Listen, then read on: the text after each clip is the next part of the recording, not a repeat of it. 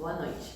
Hoje eu decidi conversar um pouco com vocês para a população leiga sobre osteoporose, tá? Existe muita dúvida sobre isso e principalmente existe muita consulta com o ortopedista quando o paciente recebe o diagnóstico de osteoporose ou quando o paciente faz uma densitometria óssea, tá? A osteoporose é uma doença metabólica, tá? A gente tem uma alteração na absorção, reabsorção do osso, na formação do osso, por diversos mecanismos, tá? Ele é mais comum, né, em mulheres brancas, magras e pós-menopausa, tá? Mas existem outras doenças que podem levar a osteoporose, principalmente osteoporose precoce, como uma mulher que tem, por exemplo, falência ovariana precoce, né, menopausa antes dos 40, pode ter uma osteoporose mais rápida, mais acentuada antes da idade ali, que é após 50, 60 anos, em média 10 anos após a menopausa. E uso de corticoide, pacientes com doenças reumatológicas que utilizam muito corticoide. E algumas outras comorbidades assim, um pouco mais infrequentes, né? O mais comum realmente é pelo envelhecimento e acomete mais mulheres, pois a menopausa é mais cedo nas mulheres, né? Enquanto a andropausa é mais tardia nos homens. A osteoporose, então, ela é feita pelo exame de densitometria óssea, né? Ela tem aí indicação em todas as mulheres a partir de 10 anos após a menopausa, em torno ali dos 50 anos, 60, às vezes um pouco antes, um pouco depois, depende de cada fator de risco da pessoa, e geralmente é pedido pelo médico endocrinologista, reumato, gineco, clínico geral, geriatra, né? Não pelo ortopedista. O diagnóstico de osteoporose também não é só feito com o exame, ele pode ser feito com o diagnóstico de fraturas em pacientes mais idosos, né, após menopausa, após andropausa, num trauma de baixa energia, tá? Então o paciente estava caminhando, caiu e quebrou o fêmur, né, que é um osso bem forte. Pode sim receber esse diagnóstico de osteoporose. Obviamente que existem outras causas, às vezes o paciente já tem uma osteonecrose do quadril, mas são todas doenças bem mais incomuns, né? O mais comum é ser realmente pela osteoporose, né? Uma fragilidade óssea. E o mais importante, osteoporose não causa dor generalizada. Muitos pacientes têm com isso na cabeça e em mente para consulta. Eu tenho dor por todo o corpo, pode ser pela osteoporose. Não, não pode ser. A osteoporose não causa dor. A osteoporose ela causa uma fragilidade óssea que, por causa da fratura secundária, pode te causar dor. Um dos locais mais comuns que acontecem fraturas é na coluna. A coluna ela causa uma fratura bem típica, que ela é por acunhamento. A vértebra ela é assim retangular e ela vira meio cônica. Ela vai fazendo umas cunhas, né? Vai acunhando, né, a coluna e vai fazendo com que o paciente curve para frente.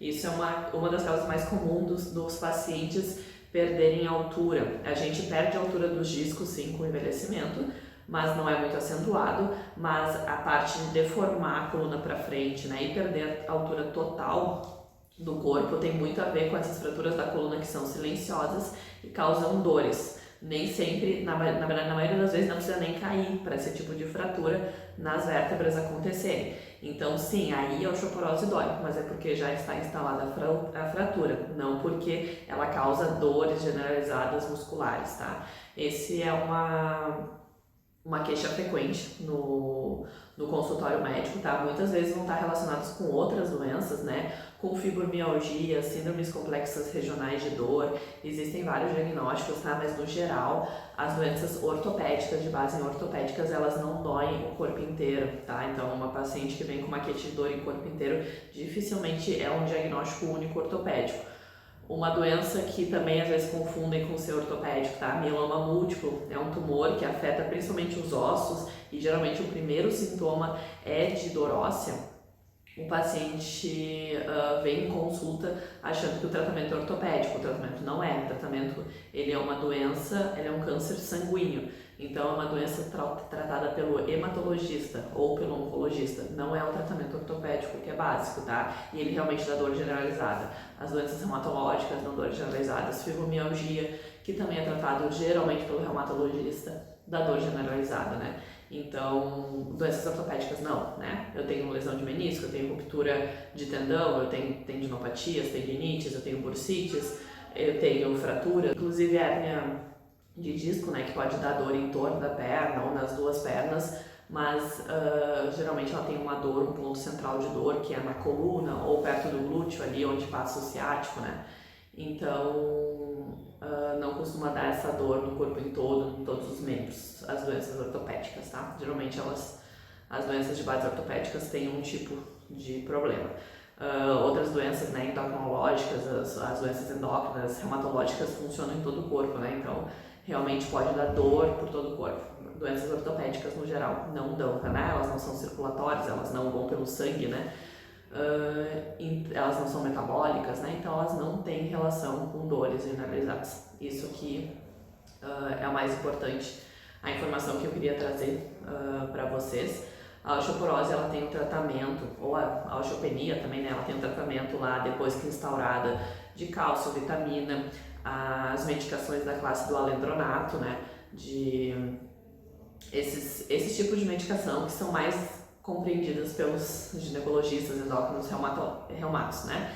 Mas o mais importante, muito mais do que tratar ou saber se eu tenho osteopenia, osteoporose, ou tratar osteopenia, osteoporose, é que a fragilidade óssea está diretamente relacionada com a qualidade muscular que a gente tem. Quanto mais percentual de musculatura a gente chega na velhice, melhores são as nossas qualidades de vida no final da vida, no envelhecimento. Então, o que vai nos melhorar, ter um envelhecimento melhor, com menos osteoporose, menos fragilidade, menos fratura, é a prevenção. É antes, de preferência desde sempre, mas se não antes ainda de entrar na menopausa, antes de entrar na andropausa, porque depois desses dois marcos da vida, nossa, existe uma perda óssea, uma perda muscular acentuada devido à baixa dos nossos hormônios, tá? Então, se a gente começar antes, quanto mais massa muscular a gente chegar nesses marcos da nossa vida, mais a gente vai ter percentual para perder, né? Mas, de qualquer forma, manter atividade física, alimentação pro resto da vida, né?